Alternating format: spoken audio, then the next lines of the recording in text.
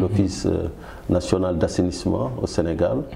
Et on dit souvent que le Sénégal est un exemple en Afrique en termes d'assainissement. Est-ce une réputation surfaite? Pas forcément. Je pense que c'est lié à un ensemble de faits. Oui. Ensemble de faits, je vous en donnerai deux, les plus importants, je pense. Aujourd'hui, la fondation Bill et Melinda Gates est en train de développer un programme important qu'on appelle le programme de structuration des bouts de vidange, qui implique la participation accrue du secteur privé dans ce projet.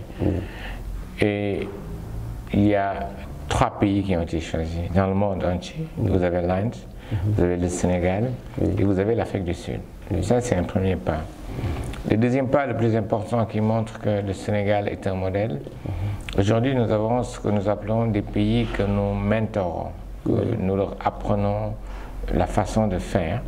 Vous avez la Côte d'Ivoire, vous avez le Cameroun, vous avez le Togo et vous avez le Mali.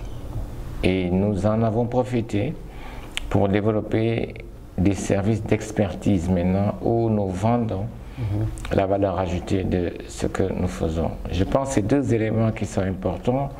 En plus, si vous mettez en face l'investissement, aujourd'hui l'investissement, on parle de 300 milliards de francs CFA. 300 milliards de francs CFA en cours.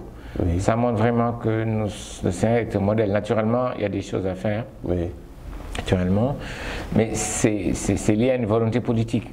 On l'oublie souvent, hein, l'assainissement c'est la vie, l'assainissement c'est la santé publique. Quand vous consommez, quand vous avez 100 mètres cubes d'eau qui sont utilisés partout, vous avez les 70 mètres cubes d'eau qui doivent retourner dans le système d'assainissement. Cela veut dire qu'on ne peut pas faire l'un sans l'autre. C'est pour ça que je pense qu'il y a une volonté très forte, très forte des populations, du gouvernement du Sénégal, pour donner à l'assainissement sa véritable place, sa véritable place, et ce qui fait que nous sommes aujourd'hui une référence.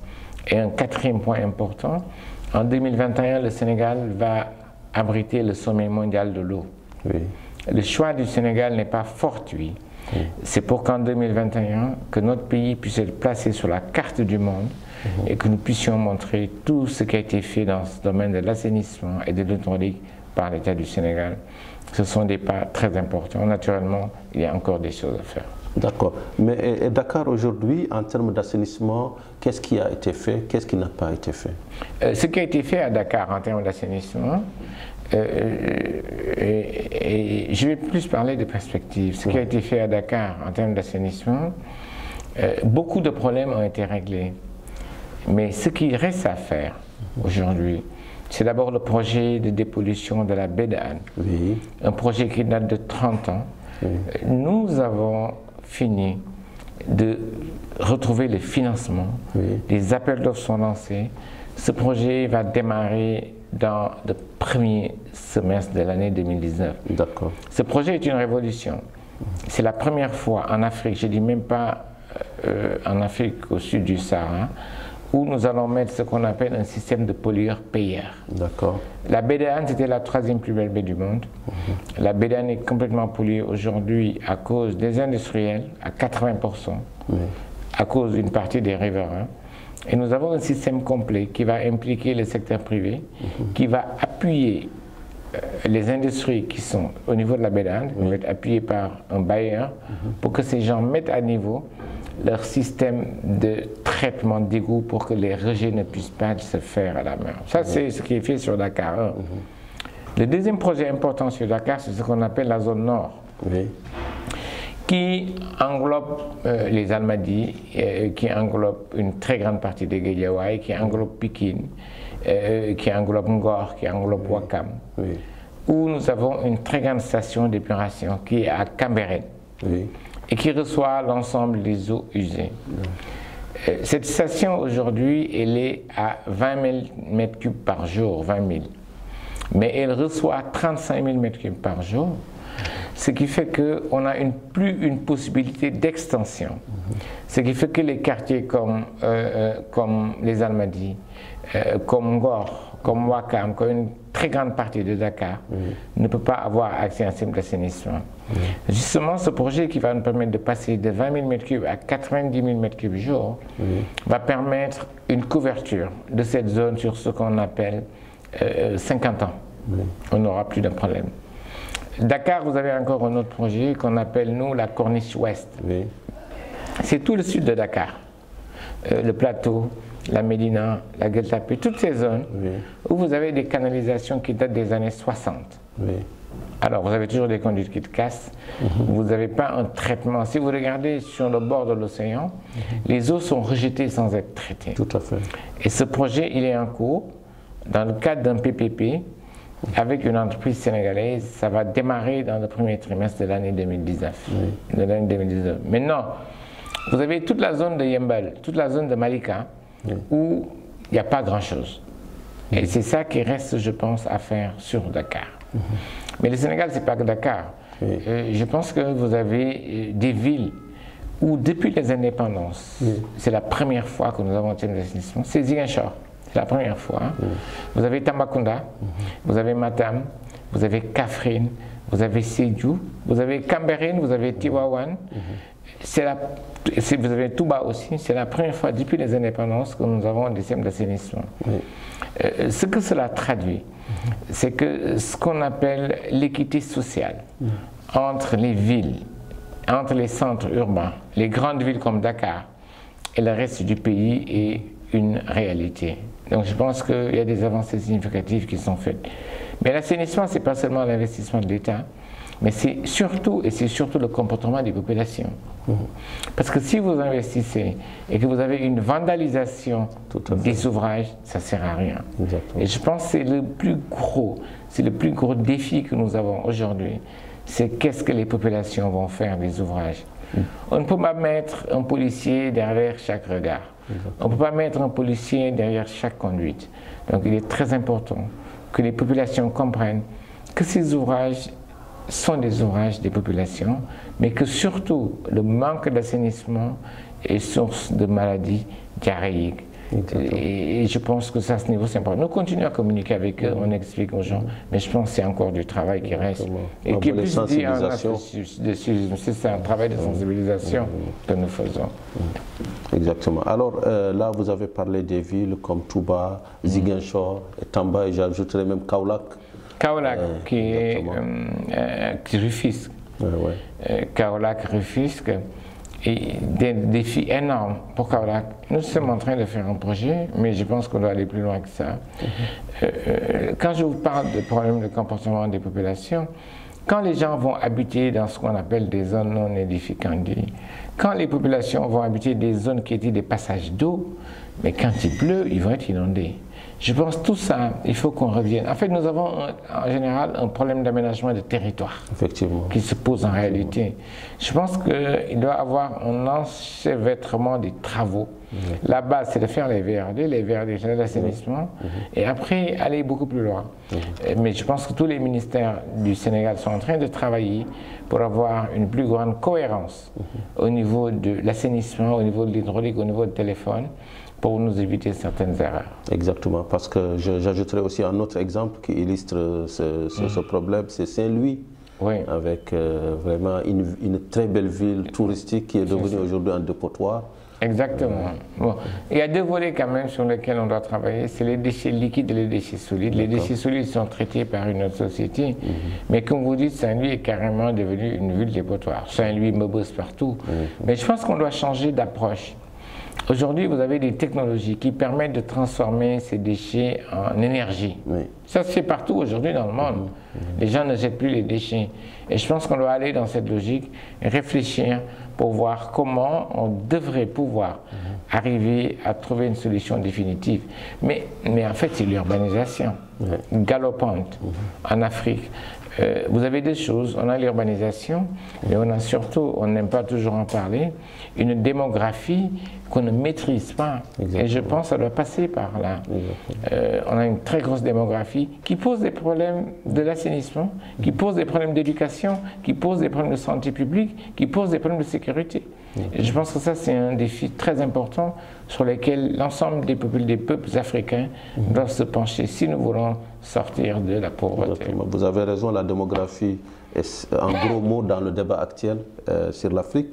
Mais comment l'ONAS arrive aujourd'hui à faire face à tant de besoins?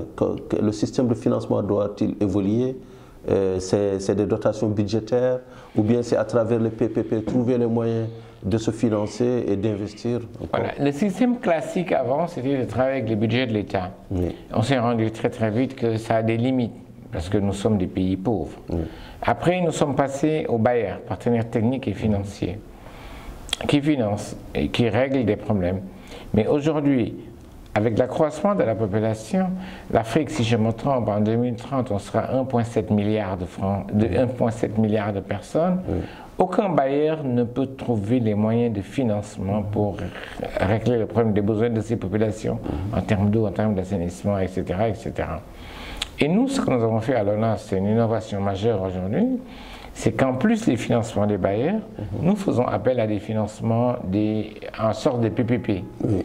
Où les montants sont beaucoup plus importants et les durées d'exécution sont beaucoup plus rapides. Oui. Et c'est ce que nous faisons régulièrement. Exactement. Et pouvez-vous nous donner un peu qu'est-ce qui fait la spécificité de ces PPP? La spécificité de ces PPP, c'est que vous avez un partenaire qui vient, il amène le financement. Oui. C'est des montants qui dépassent, c'est un minimum de 50 milliards. Oui. Un bailleur de fonds te finance 50 milliards, il va les traîner pendant 4 ans. Oui. Le PPP, c'est que la personne vient avec un montant de 50 milliards. J'en ai un aujourd'hui qui tourne autour de 125 milliards de francs CFA. C'est sur la corniche ouest, la zone sud de Dakar, 125 milliards. Et en 3 ans, le travail est fini. Si je passais par un bailleur de fonds classique, ça allait être beaucoup plus lourd. Exactement. Plus de procédures. Et beaucoup plus de procédures. Alors qu'on est une course aujourd'hui, on doit faire une course contre l'urbanisation. On ne peut pas attendre. À mon humble avis, le système de financement le plus adéquat, pas pour le Sénégal, pour les pays africains, je pense les PPP. Exactement. Il faut aller directement vers les PPP. Naturellement, il faut les contrôler. Exactement. Il faut les contrôler, il faut avoir la capacité, il faut trouver les bons experts qui soient capables d'évaluer un bon PPP avant de dire nous allons signer avec vous. Mais je pense que c'est la solution. Le bailleur de fonds classique qui vient, qui met son argent, ce n'est pas une alternative, je pense. Ils peuvent régler des problèmes, mais pas dans des problèmes de fonds. Exactement. Alors, on voit par exemple la nouvelle ville de Diamniadio, qui symbolise un peu le plan Sénégal émergent, qui évolue dans son volet numéro 2. Et qu'est-ce que l'ONAS prévoit à Diamniadio et d'une manière beaucoup plus générale, qu'est-ce que l'ONAS prévoit dans le cadre de ce volet PSE2? Bon, je pense qu'il y a des choses. Dans Diamniadio, de façon spécifique, nous avons ce qu'on appelle un PDA, un plan d'assainissement de Diamniadio. Notre plan de développement d'assainissement de Diamniadio, nous sommes en train de travailler dans la mise en œuvre de ce plan d'assainissement de Diamniadio. Diamniadio va très vite en fait. C'est une ville qui grandit très vite. Bon, c'est vrai qu'on fait du rattrapage, mais je pense que les jalons ont été posés, les études ont été faites, on va démarrer très rapidement. Je pense dans le PSE, il y a l'eau et l'assainissement. Le volet assainissement, moi je pense que le défi le plus important que nous avons aujourd'hui, c'est que l'eau qui découle de l'assainissement, nous devons trouver les moyens pour que cette eau qu'on ne rejette pas à la mer. Cette eau peut être réutilisée, c'est ce que je fais dans tous les autres pays, pour l'élevage, pour l'agriculture. Et les déchets solides qui ressortent de l'assainissement, on peut les utiliser pour faire des engrais. Nous avons commencé au niveau de l'ONAS à le faire, mais à une échelle relativement réduite. Mais ce qui est certain, c'est que nous sommes dans une logique d'innovation. Comme je vous ai dit tout à l'heure, le Sénégal était un modèle. Nous sommes dans une logique d'innovation, nous sommes dans une logique de faire les choses de façon différente. Et je pense que dans 2, 3, 4 ans, le visage du Sénégal va changer complètement en matière d'assainissement. Et comme je dis, c'est ce qu'on montre à tous les pays africains, les autres, mais il serait aussi important que ces pays ne fassent pas les mêmes erreurs que nous. Les mêmes erreurs que nous, c'est penser qu'il faut faire du tout à l'égout. Tout à l'égout, c'est tout mettre dans les systèmes d'égout, ça coûte extrêmement cher. Un de nos plus gros défis aujourd'hui à l'ONAS, c'est l'exploitation. Alors qu'il y a d'autres méthodes très éprouvés, qui fonctionnent et qui ne demandent pas autant d'investissement. C'est ce qu'on appelle l'assainissement autonome. D'accord. Où vous avez votre fosse que vous videz tous les mois. Si c'est bien fait, tous les mois, tous les 2 mois. À ce niveau, vous n'avez pas d'énergie. Les produits de la fosse, on peut les transformer en eau, on peut les transformer en engrais. C'est sur ce chemin que l'Afrique devrait se diriger. Malheureusement, je pense qu'on a une faiblesse majeure. La plupart des gens qui travaillent dans l'assainissement ont été formatés pour travailler dans ce qu'on appelle le système d'assainissement collectif, les systèmes d'égout. Vous les sortez de là, ils sont complètement perdus. On a l'impression aussi que sur le plan individuel, c'est un challenge d'avoir une fosse par maison, ou bien c'est par ville. C'est par maison. C'est pas confortable. Les gens préfèrent tirer la chasse et en finir. Exactement, et oublier. Mais il faut voir les effets qu'il y a derrière pour l'environnement. D'accord? Je pense qu'on doit aller beaucoup plus loin que ça. Allez à Kuala Lumpur. Kuala Lumpur, capitale de Malaisie, 90% des ménages, je dis bien 90% des ménages ont des fosses. Et ça marche très bien. Parce que les fosses ont été faites suivant des standards très précis. Il n'y a pas eu de problème. Et les fosses sont gérées de façon efficace par un secteur privé. On doit se diriger vers cette direction. Les pays africains doivent réfléchir à leur modèle, ne pas faire comme le Sénégal. Aller à tout à l'égout. Après, vous vous retrouvez dans des situations où vous n'êtes pas forcément sûr de pouvoir exploiter de façon optimale. Exactement. Donc, votre dernier mot à l'endroit des Sénégalais, à l'endroit des Africains, d'une manière générale, qui ont les mêmes défis, l'urbanisation galopante, la démographie et aussi des investissements à trouver pour l'assainissement. Voilà. Je pense que le mot le plus important à faire passer, on ne peut pas vivre en marge de la société, on ne peut pas vivre en marge du monde, on ne peut pas vivre en marge de la globalisation.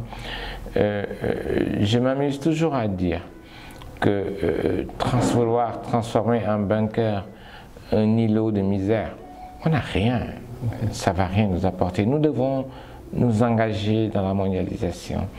Nous devons nous intégrer dans la mondialisation. Nous avons une population jeune. Nous devons les faire rêver. Nous devons les pousser à travailler. Certains, c'est le rôle de l'État, bien sûr, de mettre en place certains cadres institutionnels, mais je pense également les jeunes qui doivent se battre, ne pas baisser les bras. L'autre défi important, je pense que le président Macron l'avait dit, il y avait un lever de bouclier. Les taux de croissance de population qu'on a, il faut se dire la vérité. Aucune économie ne peut nous permettre de sortir de la pauvreté. Ce n'est pas possible. Vous ne pouvez pas avoir une croissance économique qui est relativement linéaire, une croissance démographique qui est exponentielle et pouvoir penser à un développement. Ça n'est pas possible. Je pense qu'on doit revenir aux fondamentaux. Regardez les tares que nous avons dans nos sociétés. Mais moi, je pense que la chose la plus importante sur laquelle nous devons travailler, c'est la démographie. L'autre chose, c'est qu'il faut qu'on aille dans une transformation structurelle de nos industries. On ne peut pas continuer à exporter des matières premières. Nous devons travailler localement, faire la transformation locale, mais pour que cette transformation locale de nos produits puisse fonctionner, il faut que nous soyons compétitifs. Sinon, on ne pourra absolument rien vendre. La protection de l'économie, ça n'existe plus. On tend de plus en plus à une disparition. Le monde, il est planétaire aujourd'hui. Même quand on prend à l'échelle de l'UEMOA, une entreprise ivoirienne qui vient vendre à Kaolack, c'est comme elle est à Abidjan, elle va vendre à Boaké. Exactement. Parce que nous sommes dans une union. Et je pense que ça, nous devons le comprendre. L'étranger n'est pas un ennemi. L'étranger, c'est une source d'enrichissement. L'étranger, c'est lui qui vient investir, c'est lui qui prend le risque. Nous sommes dans de très grosses compétitions, même en termes d'investissement. Les gens ont le choix d'aller dans plusieurs pays. Lui, Dreyfus, quand il a voulu installer son usine de riz, il avait le choix entre le Sénégal et la Côte d'Ivoire. Il est parti en Côte d'Ivoire. Tout à fait. Nous devons nous poser cette question. Pourquoi il a préféré aller en Côte d'Ivoire alors que s'il s'était installé au Sénégal, on aurait beaucoup d'emplois. On aurait peut-être réglé le problème de l'autosuffisance en riz. Je pense qu'on doit être ouvert. En restant nous-mêmes dans notre culture. Mais quand on reste fermé, braqué, passer notre temps à accuser l'étranger, à parler de colonisation, passer depuis les années 60, on n'ira nulle part. Et je pense que ça c'est très important que les gens le comprennent.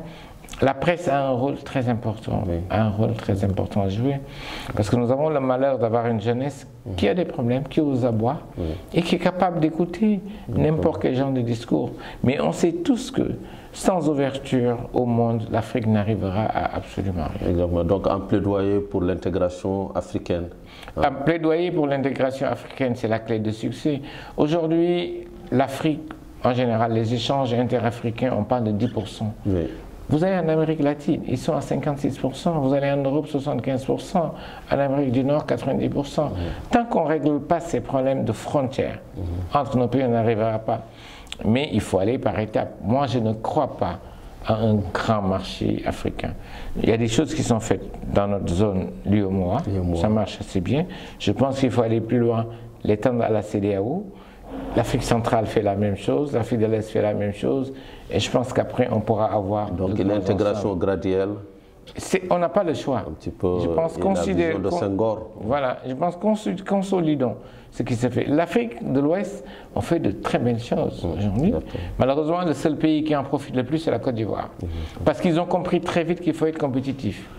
L'huile ivoirienne, elle est vendue ici, le savon ivoirien est vendu ici, parce qu'ils ont compris que le travail, c'est la compétitivité, c'est pousser les entreprises. Malheureusement, chez nous, on passe plus de temps à parler qu'à travailler. Ça donne ce que ça donne. Pourtant, nous avons un pays formidable. Nous avons des ressources humaines, nous avons des infrastructures, nous avons tout pour réussir.